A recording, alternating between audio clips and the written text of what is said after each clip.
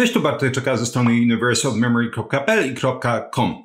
W przeszłości nagrywałem filmiki, które pokazywały, że istnieje całe mnóstwo różnego rodzaju czynników, które są w stanie zmniejszyć całkowitą śmiertelność, ale również zmniejszyć śmiertelność spowodowaną m.in. chorobami układu sercowo-naczyniowymi, takimi jak zawały. Właśnie wtedy już poruszałem, to było ponad rok temu właśnie w tym filmiku tutaj, gdzie podawałem chyba 15 takich czynników, że nie bez powodu oczywiście bardzo często medycyna skupia się na diecie, ale w praktyce to holistyczne podejście powinno skupiać się na optymalizacji życia praktycznie pod każdym możliwym względem. Mówiłem też o tym choćby w tym filmiku, gdzie pokazywałem, jak dotyk leczy, dosłownie, nie w tym sensie po prostu różnego rodzaju dziwnych telewizyjnych programów, bo kontakt z innymi osobami, dotyk, nawet tam omawiałem tak, że dotyk z poduszką, która była stworzona specjalnie do celu przytulania, był w stanie obniżyć markery stanów zapalnych i ciśnienie. Dotyk,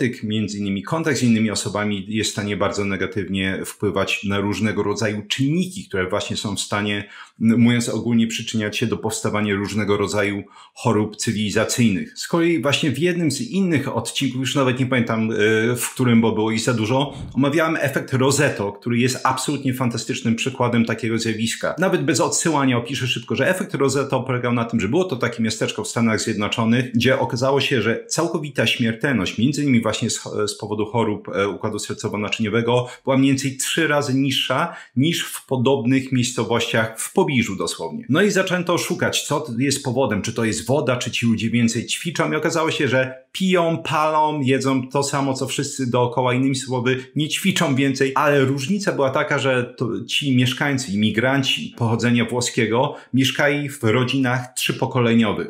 Czyli 3 po prostu pokolenia mieszkały bardzo często w jednym domu. To sprawiało właśnie, że to wsparcie, mniejsza ilość stresu między innymi powodowała mniejszą śmiertelność między innymi z powodu tych chorób. To był jeden z takich właśnie pięknych, nadrzędnych przykładów pokazujących, że owszem, możemy się bawić w ćwiczenia, możemy się bawić w dietę, chociaż może bawić jest to złe słowo, ale myślę, że wiecie, co rozumiem, ale to spojrzenie na zdrowie tak naprawdę jest i powinno być szersze. Parę osób pytało się mnie, a propos czego zmieniłem zdanie w ciągu ostatnich jakichś tam paru lat nauki. I na pewno jest to jedna z tych rzeczy. Pamiętam, że oczywiście jak każdy taki zelota, który się gdzieś tam zaczyna wgryzać w diety, mi się wydawało, że tylko i wyłącznie dieta. Nie ma nic poza dietą, ćwiczeniami i tym podobnymi. A przez te lata zacząłem doceniać tak naprawdę różnego rodzaju te czynniki, między innymi pozadietetyczne, nawet poza lifestyle'owe, jak to się mówi, i człowiek zaczął rozumieć, że różnego rodzaju takie nawyki, z których jak piłem najzwyczajniej w świecie po prostu jak byłem młodszy, no w zasadzie jedzenie razem posiłków, tak, to żeby była więź przy stole, dajcie mi po prostu kotleta i ja pójdę do pokoju i coś sobie obejrzę przy okazji. Że to są naprawdę prawdziwe elementy po prostu zdrowego trybu życia. Każda osoba, która ogląda kanał od dłuższego czasu wie, że mam lekką obsesję, jeśli chodzi o światło podczerwone i w przeszłości nagrywałem już wiele odcinków na ten temat, natomiast na pytanie, czy jestem w stanie polecić jakiś konkretny produkt, odpowiadałem, mogę polecić jakieś produkty, które są po prostu tanie, ale one nie spełniają jakby w pełni tych norm, które są podane w badaniach. Najczęściej w badaniach, jeśli mamy do czynienia z tym dobroczynnym wpływem światła podczerwonego, będziemy mieć do czynienia ze spektrum światła 650 do 850, 870 czy 900 nanometrów. I większość różnego rodzaju lamp, które jest dostępna na rynku, niestety nie dysponuje tym konkretnym spektrum, dysponuje spektrum od 700 do na przykład do 1300, 1200, 1400 nanometrów. Po długim czasie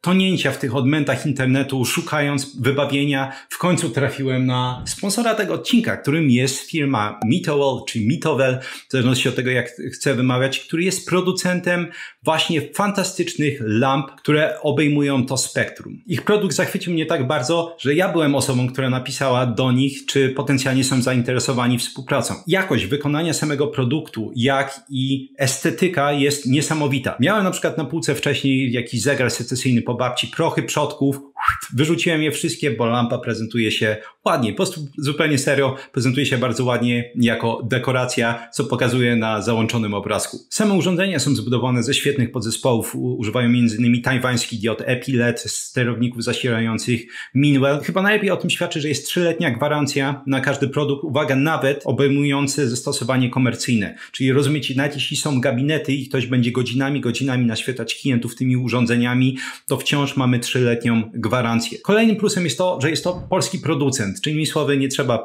gadać z kimś po chińsku czy łamanym angielskim. Bez problemu, jeśli coś się dzieje, można kontaktować się z nimi bezpośrednio. Kolejnym barierem jest to, że jest pilot, czyli można sterować tym urządzeniem na odległość, nawet nie ruszając specjalnie ręką, jeśli ktoś nie ma takiej ochoty. Dodatkowo mamy 4 długości fal i tryb pulsowania, ale chyba największym barierem z mojego punktu widzenia jest to, że są dostępne predefiniowane tryby, predefiniowane funkcje. Jest funkcja dbania o skórę, jest funkcja poprawy jakości snu, jest funkcja poprawy regeneracji po treningu, czyli mięśni. Same diody są dosyć gęsto upchane, co czyni każde urządzenie tak kompaktowym, jak to jest tylko możliwe bez sztucznego zwiększania powierzchni. Tutaj pokażę po prostu różnego rodzaju urządzenia, jakie są dostępne w firmie Mitowel, natomiast oczywiście trzeba je dopasować do własnych potrzeb. Ja dysponuję urządzeniem MW200, czyli tym drugim, jeśli chodzi o wielkość w kolejce, natomiast jeśli ktoś ma potrzebę, to można nawet kupić olbrzymi panel, który przypomina deskę surfingową. Mam nadzieję, że produkt Cię zaciekawił, bo ja nie jestem gadżeciarzem, nigdy nie byłem, pewnie nigdy nie będę, ale światło poczerwone jest dla mnie szalenie ważne. To urządzenie jest dla mnie jednym z największych odkryć po prostu ostatnich lat. Jeśli chcesz spróbować po prostu na własnej skórze, dosłownie i w przenośni, jak one działają, z kodem Bartosz10 jest 10% zniżki na dowolne urządzenie i można zacząć prowadzić własne eksperymenty wtedy. Dzięki jeszcze raz firmie Mitowel za sponsorowanie tego odcinka. Serdecznie polecam ze swojej strony i lecimy dalej. Dzisiaj z kolei chciałbym pogadać o kolejnej rzeczy, a propos której zmieniłem tak naprawdę zdanie, czyli kontakt z zielenią. Mimo że teraz oczywiście bym uważał twierdzenia, że kontakt z zielenią nie jest ważny, za absurdalne, to jeszcze 10 lat temu, jakby ktoś się mnie spytał, to pierwsze skojarzenie było tak, ty cholerny hipisie, idź po prostu do lasu, przytul to drzewo. Znajdź sobie dziuplę i o mój Boże, on nie ma spodni, prawda? I po prostu wszystkie różnego rodzaju najgorsze i najbardziej kpiące komentarze przychodziły mi do głowy, a tymczasem, no właśnie, w międzyczasie zmieniłem opinię o 180 stopni i między innymi miałem wywiad na kanale Podcast Charyzmatyczny u Dawida Straszaka a propos potęgi uziemiania, szczególnie takiego uziemiania naturalnego, jeśli tylko ktoś daje radę, czyli chodzenia boso. Okazuje się, że za tym jest cała nauka. Za dzisiejszym tematem również stoi cały szereg mechanizmów i fantastyczna nauka, bo będę mówił o wpływie zieleni na zdrowie. Będę mówił przez pryzmat bardzo specyficznego mechanizmu. Bo żeby było jasne, rodzaju mechanizmów, czy ilość mechanizmów, poprzez które zieleń będzie wywoływać swoje dobroczynne wpływy, skutki, jest mnóstwo. Więc ja dzisiaj chciałbym pokazać tylko jeden z tych czynników. Czyli na przykład nie będę mówił o wpływie fitoncydów, tak? Czy różnego rodzaju związków lotnych, które wycierają drzewa, które mają działanie antybakteryjne, immunomodulujące. Te fitoncydy to jest na przykład ten związek, który daje bardzo specyficzny zapach, jak zaczyna się wchodzić do lasów iglastych. Dzisiaj chciałbym, tak jak mówiłem, przedstawić ten dobroczynny wpływ zieleni poprzez pryzmat światła. Ponieważ zieleń działa poniekąd jak reflektory, jak żarówki na światło podczerwone, czy przynajmniej bliskie podczerwieni. I to chciałbym omówić w dzisiejszym odcinku. Efekt, o którym mowa, brzmi trochę jak science fiction, ale jest znany w literaturze naukowej, okazuje się od wielu dekad. On nosi nazwę Red Edge, czyli czerwona krawędź. I nazwa oczywiście nie jest bez powodu. Jest ona na cześć tego, że liście zaczynają odbijać światło w spektrum elektromagnetycznym w długości fal mniej więcej od 670 nanometrów. Tutaj się dane różnią, niektóre podają badania 650, 660. Nawet jeśli chcemy spojrzeć szerzej, to możemy powiedzieć sobie od 650 nanometrów do mniej więcej 760 nanometrów, czyli mniej więcej od czerwieni do światła bliskiego podczerwieni. Naukowe wyjaśnienie tego mechanizmu będzie polegać na tym, że światło czerwone jest pochłaniane przez komórki roślin, ponieważ ono bierze udział w fotosyntezie. Można powiedzieć, rośliny potrzebują tego światła, ono jest wchłaniane. Natomiast światło już bliżej podczerwieni nie jest absolutnie do niczego potrzebne i zaczyna być odbijane. I każda komórka w strukturze rośliny zaczyna działać jak tak zwany reflektor narożny. Jeśli ktoś nie wie, jak one wyglądają, wrzucę tutaj zdjęcie na ekran. One po prostu będą odbijały światło, które przychodzi z dowolnej strony, z dala od po prostu umiejscowienia takiego reflektora narożnego. To jest sposób roślin, aby unikać przegrzania. To jest jedno z takich oficjalnych wyjaśnień. Odbijanie tego spektrum światła zaczyna gwałtownie rosnąć, im bliżej zaczynamy zbliżać się podczerwieni. Przy 680 nanometrach będzie wynosić 5%, ale wzrasta, uwaga, do 50% przy długości fali 730 nanometrów. Niniejszy wykres świetnie obrazuje to zjawisko i warto zauważyć, tam jest pokazane to na przykładzie buraków, że to zjawisko tyczy się zdrowych buraków. I tak jak tyczy się zdrowych buraków, zjawisko będzie tyczyło się ogólnie zdrowej roślinności. Tak, nie takiej, która jest chora, nie takiej, która jest uschnięta. Im zdrowsza roślina, tym większy będzie, można powiedzieć, czy większa będzie skala tego efektu. Jeśli spojrzy się ponownie na wykres, to widać, że na przykład w przypadku chorych buraków, tam już to zjawisko nie będzie zachodzić prawie w ogóle, albo przynajmniej nie będzie zachodzić w takiej rozciągłości. Idąc dalej, warto pamiętać, że mówimy tutaj cały czas o zdrowej roślinności. Zresztą też wydaje mi się, że naturalnie nasze skojarzenia a propos jakiegoś tam kojącego efektu zieleni będą tyczyć się tego, że widzimy po prostu tą zieleń, tak? A nie po prostu widzimy jakieś poschnięte lasy. Ja pamiętam, że byłem i to było już 20 parę lat temu w Górach Świętokrzyskich na wędrówce górskiej i do tej pory pamiętam, chyba te drzewa uschnięte były wtedy, bo praktycznie cała wegetacja była praktycznie martwa, przynajmniej na różnego rodzaju dłuższych odcinkach i słyszałem wytłumaczenie, że wtedy kwaśne deszcze to spowodowały. Na pewno nie był to kojący widok, mimo że człowiek był w górach. W przypadku właśnie chorych roślin będzie dochodziło do poniekąd spłaszczenia tego efektu, czyli tak jak mówiłem, to spektrum ze światła podczerwonego, te fale nie są już odbijane w takiej ilości, za to występuje znowu zwiększenie odbijania światła czerwonego, czyli widzialnego. Dam taki mały off-topic, bo jest to fascynujące. Dobrze wiemy, nie trzeba nawet do tego badań, że w momencie, w którym mamy wegetację, nawet na ulicach miast, gdzie po prostu wszystko to jest otoczone blokami i w okolicach tego całego betonowiska temperatura jest zawsze wyższa. Ale jeśli posadzimy rośliny, to wiemy, że temperatura się obniża. Jeśli wrócimy do tego efektu red edge, tak, to wiemy, że jeszcze raz światło czerwone jest ogólnie, czyli światło widzialne. To można powiedzieć, największe ciepło jest właśnie wchłaniane przez rośliny. To światło jest potrzebne do fotosyntezy. Teraz właśnie możemy spojrzeć na to przez pryzmat chorej roślinności. Więc w przypadku chorej roślinności, tak jak mówiłem, zaczyna dochodzić do ponownego odbijania zwiększonego światła ze spektrum światła czerwonego, czyli tak naprawdę ciepła, upraszczając ten temat. I właśnie dlatego tylko zdrowa roślinność będzie dawała tą ochronę przed gorącem. Oczywistym pytaniem, które powinno przyjść oczywiście do głowy jest, co z tą roślinnością w takim razie? Czy ja muszę być niesamowicie blisko tych roślin, żeby zachodził ten efekt? Czy może po prostu wystarczy być w miarę w pobliżu?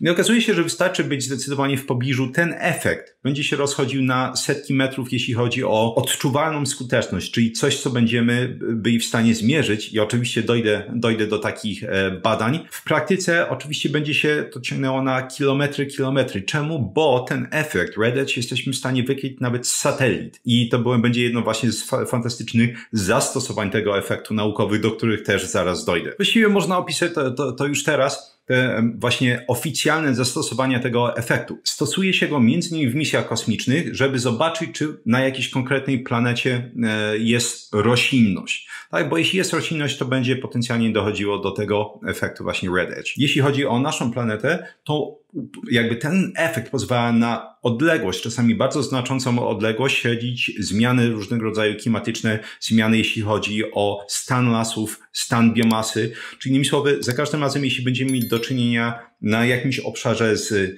niedożywieniem roślinności, tej całej biomasy, chorobami spowodowanymi różnego rodzaju czynnikami, nawet po prostu insektami, czy infekcjami jakimiś bardziej chciałbym powiedzieć globalnymi, ale na zwiększonym obszarze spowodowanych choćby grzybami czy różnego rodzaju pasożytami.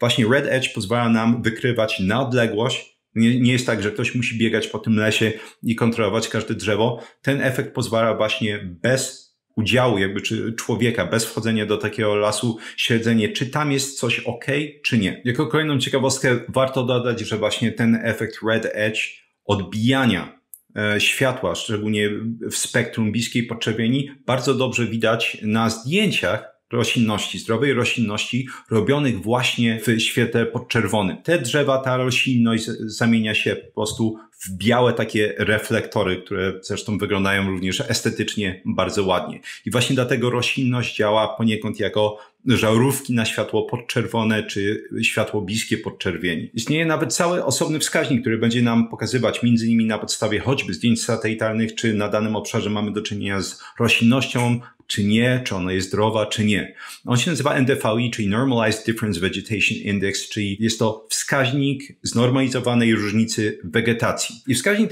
ten działa dosyć prosto. W przypadku, kiedy nie będzie lądu, ten wskaźnik będzie wynosił mniej niż 0, czyli na przykład na mapach różnego rodzaju używających tego indeksu -1 oznacza ocean choćby. Wskaźnik mniej więcej w okolicy 0 będzie oznaczać, że mamy do czynienia z brakiem roślinności i to na przykład różnego rodzaju betonowiska, tak jak mówiłem, będą pokazywać NDVI mniej więcej na tym poziomie. Powyżej 0 mamy już do czynienia z roślinnością, ale im wyższy jest wskaźnik, tym zdrowsza roślinność. Czyli na przykład na mocno zalesionych obszarach, czy choćby obszarach puszczy, będziemy mieć wskaźnik 1, jeśli mamy do czynienia właśnie z dużą ilością roślin i one są w pełni zdrowe. Osobną wariacją tego wskaźnika jest tak zwany NDRE, czyli Normalized Difference Red Edge Index, gdzie kolor zielony, pokażę tutaj taką mapkę, będzie oznaczać zdrową roślinność, różnego rodzaju odcienie czerwieni, brązowy, żółty, będą oznaczały różnego rodzaju stany chorobowe potencjalnie takiej biomasy. Brzmi fascynująco, wygląda, mam nadzieję, równie fascynująco, natomiast zobaczymy, co mówią na to badania. Oczywiście nie w każdym z tych badań ten efekt Red Edge będzie odpowiedzialny po prostu za te wszystkie doboczne skutki, bo tak jak mówiłem, mechanizmów jest zdecydowanie więcej, ale ze względu na odległości, które występowały często w tych badaniach, Red Edge staje się być jednym z takich mocniejszych czynników, które będzie wpływać na dobrostan. Co dużo emocji. Będzie wpływać na dobrostan po prostu tych osób. Pierwsze takie badanie, chyba jedno z moich ulubionych, nazywało się The Greenheart Louisville Project. I w tym badaniu wzięło udział 745 osób w wieku 25 do 75 lat. 60% tej populacji to były kobiety, 77 czy 6% to były osoby białe. Mniej więcej połowa była, nie wiem czy uboga jest dobrym słowem, ale na pewno nie byli to ludzie zamożni, zarabiali poniżej $50,000 rocznie. U tych osób pobierano próbki krwi, moczu, paznokci i włosów przed i po nasadzeniach. I mieszkańcy z kolei ci również mieszkali po prostu blisko terenów zalesionych albo poza nimi. Więc można powiedzieć, mieliśmy poniekąd w ramach tej populacji całej grupę kontrolną już. Oto jak wyglądał sam eksperyment. W latach 2019 do 2022 zasadzono w sumie 8425 zimozielonych drzew i krzewów, w sumie 42 gatunki z 5 rodzin oraz 630 drzew liściastych. Gatunki zimnozielone to były m.in. sosna, cyprys, cis, ostrokrzew i magnolia. Gatunki liściaste obejmowały głównie dereń, dąb i świtośliwę. Pielęgnacją zajmowali się członkowie projektu i firma Brightview Landscape. Jeśli chodzi o dane zdrowotne, przede wszystkim mierzono HSCRP, czyli białko reaktywne C wysokiej wrażliwości. To, jak nazwa sugeruje, jest po prostu znacznie ulepszoną wersją białka reaktywnego C, czyli tego chyba najbardziej popularnego markera tuż obok odczynu biernackiego OB, który jest używany do mierzenia stanów zapalnych. Po nasadzeniach osoby z zielonych terenów miały średnio 30 do 20% niższy poziom HSCRP, czyli jeszcze raz białka reaktywnego C o wysokiej wrażliwości, niż mieszkańcy terenów bez roślin. Obniżony stan zapalny oczywiście oznacza również mniejsze ryzyko chorób serca, udar, zawał, miażdżyca. Różnica mniej więcej w tej wartości HSCRP odpowiadała różnicy między osobą 42-letnią a 33-letnią i kwantyfikacja, czyli ubranie tego w liczby oczywiście polega na tym, że wraz z wiekiem stany zapalne ogólnie rosną, chociaż oczywiście trzeba podkreślić, że one rosną nie tylko ze względu na sam proces starzenia się, ale bardzo często różnego rodzaju konsekwencje czy piętrzenie się problemów, które wcześniej nie dotykały nas tak mocno, mimo że istniały jak byliśmy młodzi. Lub osobą aktywną fizycznie versus nieaktywną, co przekładało się na 10 do 15% mniejsze ryzyko zawału, nowotworu lub śmierci z dowolnej przyczyny. Dane te to jest projekcja, trzeba podkreślić, bo mieliśmy do czynienia z danymi czy nasadzenia były w latach 2019-2022, więc dane długoterminowe będziemy mieć dopiero za 10-15 lat. Oczywiście warto zrozumieć, że aż taki spadek po prostu tego białka reaktywnego C wysokiej wrażliwości jest naprawdę znaczący i rzeczywiście jak najbardziej może się przekładać długoterminowo na zmniejszenie całkowitej śmiertelności i powstawania tych choćby chorób układu sercowo-naczyniowego czy nowotworów, gdzie czynnik zapalny jest jednym z najważniejszych elementów. Jako kolejny taki off-topic, jako ciekawostkę trzeba podać, że właśnie to, że roślinność, kontakt z roślinnością, czy nawet mieszkanie blisko terenów zielonych, co oczywiście będzie tyczyło się również sytuacji, w której ktoś ma dom z ogródkiem, wpływa na to, że jest niesamowicie ciężko, czy niektórzy mówią właściwie niemożliwe, żeby kontrolować w pełni dowolne badanie. Tak? Bo jeśli na przykład będziemy mieć testowanie różnego rodzaju leków, tak? I będziemy mieć, że na przykład użycie tego leku wpłynęło w ten czy inny sposób na różnego rodzaju obserwowane punkty końcowe, nagle się okazuje, że jeśli nie jesteśmy w stanie kontrolować między innymi zieleni, to okazuje się, że jest różnego rodzaju wnioski, które zaczynamy wyciągać, są takie ciężkie jakby w pełni do uzasadnienia. I oczywiście będzie się to dotyczyło różnego rodzaju innych wskaźników, czynników zakłócających, takich jak choćby sen, o czym mówiłem w innym odcinku. W kolejnym badaniu wzięło udział 39 uczestników, średnia wieku wynosiła 56,4 lat. W badaniu tym co tydzień przez okres 5 tygodni badano różnego rodzaju markery, które zaraz opiszę i sprawdzano, jak odległość właśnie od źródła roślinności, używając tego wskaźnika, o którym mówiłem, czyli NDVI, wpływała na różnego rodzaju markery. Generalnie użyto tutaj modelu liniowego z efektami mieszanymi, czyli uwzględniając czynniki zakłócające takie jak demografia, dieta, ruch, hałas czy zanieczyszczenie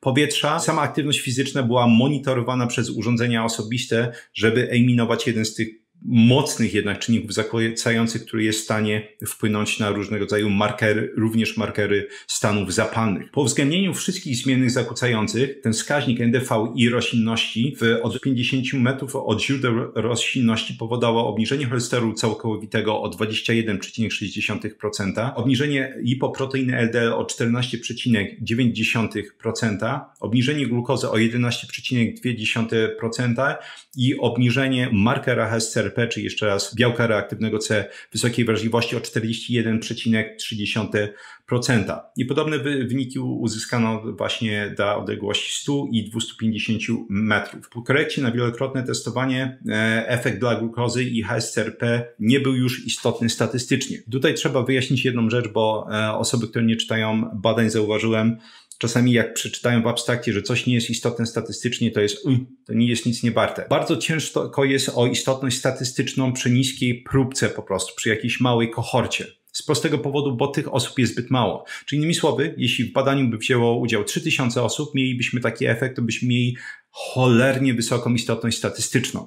Musimy więc rozróżniać istotność statystyczną od istotności klinicznej. Wynik może być nieistotny statystycznie, może być bardzo istotny klinicznie i właśnie z tym mamy do czynienia w tym przypadku. Czyli jeśli mamy spadek o ponad 40%, marker, właściwie jednego z najlepszych markerów stanów zapalnych, które mamy, oczywiście ciężko kwantyfikować te markery stanów zapalnych zawsze, ale to jest jeden z najlepszych zdecydowanie markerów, jakimi obecnie dysponujemy. Więc spadek o ponad 40% HSCRP jest bardzo, bardzo istotny klinicznie. Żeby było jasne, tutaj nawet mamy do czynienia z obniżeniem poziomu glukozy dla osób, które nie znają, bym powiedział, szerszego spektrum zastosowań właśnie światła podczerwonego czy bliskiego podczerwieni, to jak najbardziej światło to jest w stanie wpływać na obniżenie poziomu glukozy i tutaj jest o tym cały osobny filmik, gdzie opisywałem takie bezpośrednie badania, które właśnie mierzyły, jak ekspozycja na to światło jest w stanie nie tylko obniżyć jakby poziomy glukozy, ale również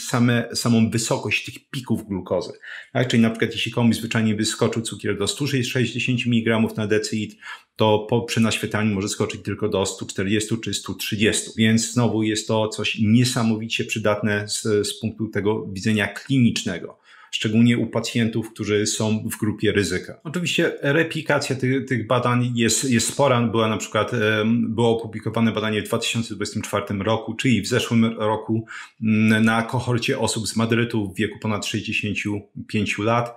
Wzięło udział w sumie 2114 uczestników i rzeczywiście pokazywano, że jeśli będziemy mieć zdrową zieleń, czyli właśnie znowu sądząc po tym markerze czy wskaźniku NDV i to do odległości nawet 1 kilometra będziemy mieli do czynienia z między innymi jeśli chodzi o wyniki obniżeniem interleukiny 6, czyli jeden z takich klasycznych markerów stanów zapalnych, obniżeniem markera NT-proBNP, o którym już mówiłem parę razy na kanale, który pokazuje jak mocno musi rozciągać się serce, czyli jak mocno jest obciążone podczas pompowania krwi. Ten marker obniżył się na przykład o minus 5,56, jeśli NDVI było w promieniu 250 metrów wysokie od źródła tej wegetacji. Mamy wiele badań, które pokazują dosyć mocno tą przyczynowość, jeśli chodzi o to, że kontakt z zielenią czy bliskość zieleni będzie wpływała pozytywnie na różnego rodzaju markery zdrowia. Ponownie nie jest to tylko kwestia samego tego, że ta zieleń będzie tymi naszymi żarówkami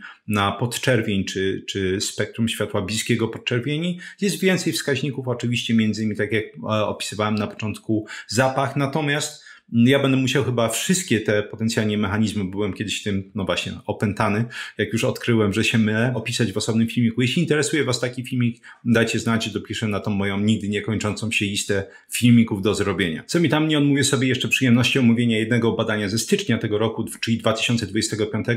W badaniu wzięło udział 116 uczestników z Karoliny Północnej w Stanach Zjednoczonych i tam badano, jaki jest wpływ tej wegetacji roślinności w miejscu zamieszkania i jak on wpływa na marker EAA, czyli przyspieszenie wieku epigenetycznego, który jest markerem metylacji DNA, co możemy traktować jako ogół uszkodzeń DNA. Tam badano zieloność, oceniano za pomocą pokrycia drzewami, pokrycia roślinnością ogółem i tym markerem NDVI, czyli markerem po prostu pokazującym, jak zdrowa jest roślinność. Uwzględniono czynniki zakłócające takie jak dane demograficzne, palenie, skład krwinek białych czy lokalizacja geograficzna. Wyniki były takie, że wzrost zieleni w promieniu 500 metrów od domu wiązał się z zmniejszeniem tego przyspieszenia wieku epigenetycznego od 1 do 1,6 roku, jeśli mieliśmy do czynienia z drzewami jako roślinnością, o 1,2 do 1,5 roku, jeśli było ogólne pokrycie roślinnością i od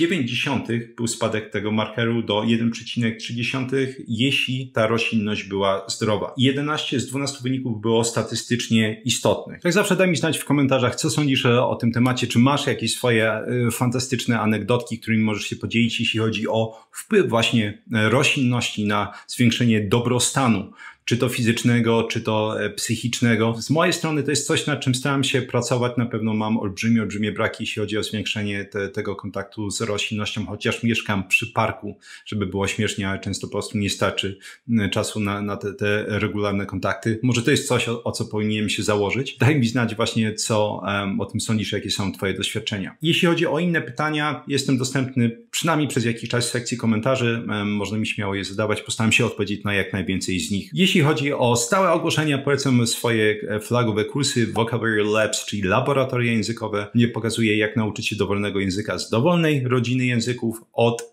A do Z samodzielnie. Idealne, żeby, no właśnie, przestać między innymi wydawać non-stop pieniądze na szkoły językowe, korepetytorów, aplikacje i tym podobne. Często powtarzam, szczególnie teraz w erze sztucznej inteligencji, większość szkół językowych jest już martwych i tak naprawdę jeszcze o tym nie wiedzą. Jeśli chodzi o kurs Kuźnia Ekspertów, czyli Experts Incubator, ten kurs z kolei pokaże Ci, jak opanować dowolną inną dziedzinę od A do Z, jak samodzielnie stworzyć plan nauki, jak nauczyć się zapamiętywać, jak tworzyć głębokie rozumienie tematu, wdrażać suche informacje w praktykę. Kurs jest idealny dla wszystkich osób, które na przykład chcą zmienić pracę, nie mają obecnie zestawu umiejętności, aby dokonać właśnie przekwalifikowania się. Idealne dla uczniów i studentów, osób, które chciałyby mieć lepsze oceny, przejść po prostu z dumą przez ten etap edukacji.